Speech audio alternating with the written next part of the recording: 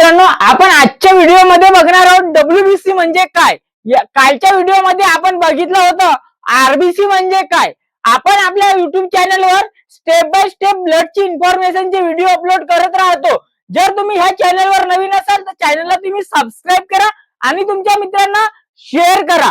मित्रांनो, जर तुम्ही लॅब टेक्निशियनचा कोणता पण कोर्स करत असाल किंवा एमएलडी, बीएमएलडी, डीएमएलडी किंवा तुम्ही कोणता पण कोर्स करत असाल, अशा विद्यार्थ्यांना मराठीमध्ये आणि सोप्या पद्धतीमध्ये जर ब्लडची इन्फॉर्मेशन पाहिजे असेल तर तुम्ही आताच आपल्या चॅनलला सबस्क्राईब करा आणि तुमच्या मित्रांना शेअर करा. आपण आता बघणार आहोत डब्ल्यूबीसी म्हणजे काय. तर चला बघू आपण डब्ल्यूबीसी म्हणजे काय. डब्ल्यूबीसीचा फुल फॉर्म म्हटलं तर व्हाईट ब्लड सेल. डब्ल्यूबीसीचा फुल फॉर्म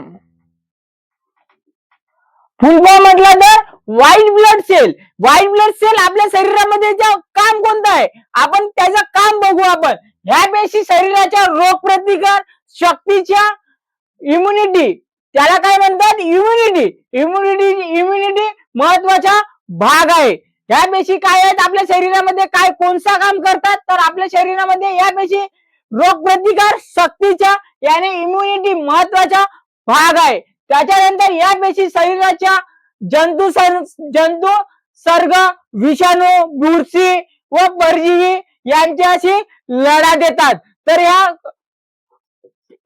कायच्या लढा देतात, या पेशी शरीराच्या जंतू संसर्ग, विषाणू, बुरशी व परजीवी यांच्याशी लढा देतात.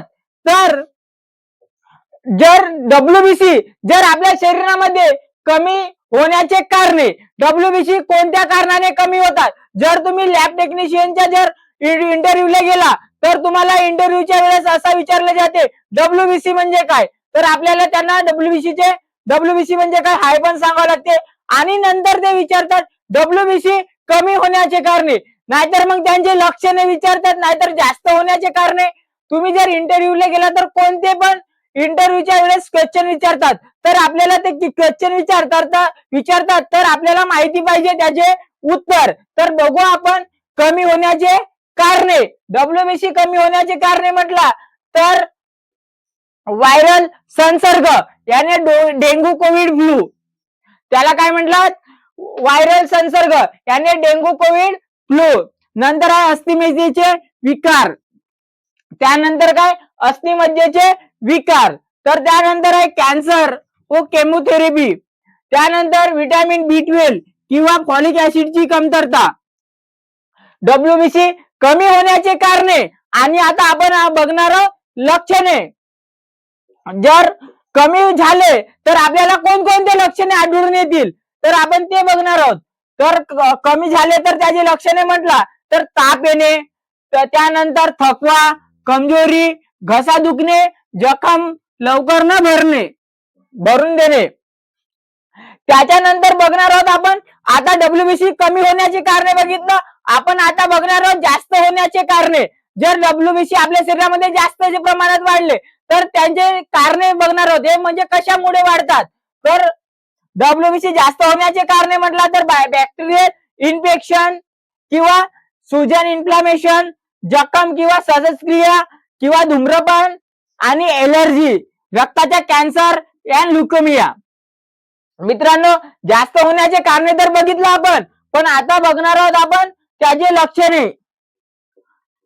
जर आपल्याला जर डब्ल्यूबीसी आपल्या शरीरामध्ये वाढले तर आपण त्याचे कारणे तर बघितला, आता त्याचे लक्षणे म्हणजे आपल्याला लक्षणे आढळून आपण समजू कसे शकतो. तर त्याला ताप, सूज येणे, थकवा, घाम येणे, वजन घटणे, श्वास घेण्यास त्रास, त्याने संसर्ग.